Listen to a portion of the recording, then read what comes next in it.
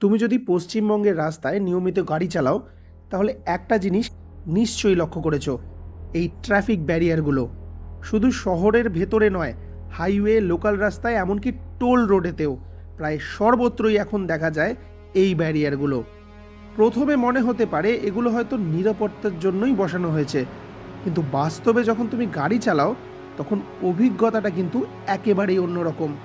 তুমি ধরো স্বাভাবিক গতিতে এগোচ্ছ, হঠাৎ সামনে একটা ব্যারিয়ার, কোনো সাইনবোর্ড নেই, কোনো সতর্কবার্তা নেই, তখনই তোমায় হঠাৎ করে ব্রেক কষতে হয়।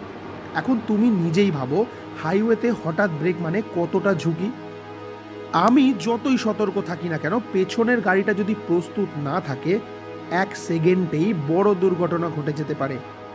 এই সমস্যাটা শুধু আমার একার নয়, তুমি, আমি, প্রায় আমরা সবাই, প্রত্যেকটা ড্রাইভারই এই অভিজ্ঞতার মধ্যে দিয়ে যাচ্ছি, বিশেষ করে যারা এই ধরনের ব্যারিয়ারের সঙ্গে অভ্যস্ত নয়।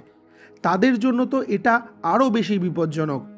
আজকাল সোশ্যাল মিডিয়াতে তুমি দেখবে অনেক ভিডিও ঘুরছে পশ্চিমবঙ্গের এই ট্রাফিক ব্যারিয়ারের সমস্যার কথা নিয়ে। অস্বস্তি, ভয়, অনিশ্চয়তা, এই তিনটেই এখন ড্রাইভারের সঙ্গে জড়িয়ে পড়েছে। আমি নিজেও যখন এই দীঘা থেকে ফিরছিলাম, পুরো রাস্তা জুড়ে দেখি এই ব্যারিয়ারগুলো। একটা নয়, দুটো নয়, গুণে শেষ করতে পারিনি। শেষ পর্যন্ত পরিস্থিতি এমন হলো যে আমি ভিডিও রেকর্ডিং করা বন্ধ করে দিলাম। সব থেকে অবাক করার বিষয়, এই একই জিনিস টোল রোডেও দেখা যায়।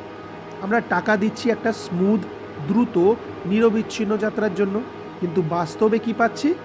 বারবার থমকে দাঁড়াতে হচ্ছে, গতি কমাতে হচ্ছে, আর সেই একই ব্যারিয়ারের মুখোমুখি হতে হচ্ছে।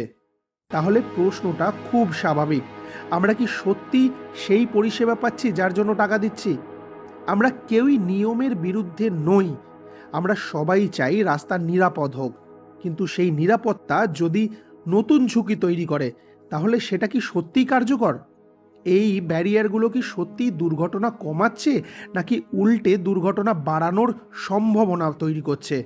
এই ব্যারিয়ারগুলো কি ট্রাফিক নিয়ন্ত্রণ করছে, নাকি নতুন করে জ্যাম তৈরি করছে? এই প্রশ্নগুলো আজ আমাদের সবার। আমরা চাই যারা এর দায়িত্বে আছেন তারা এই বিষয়টাকে আরেকবার ভালো করে ভাবুন। হয়তো আরও ভালো কোনো পদ্ধতি আছে যেখানে নিরাপত্তাও থাকবে, আবার রাস্তার গতিও বজায় থাকবে। এমন ব্যবস্থা যেখানে হঠাৎ ব্রেকের প্রয়োজন হয় না।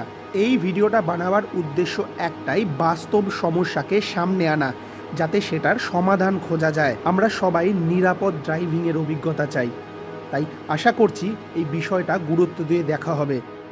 কিন্তু সমাধান কি হবে আদেও?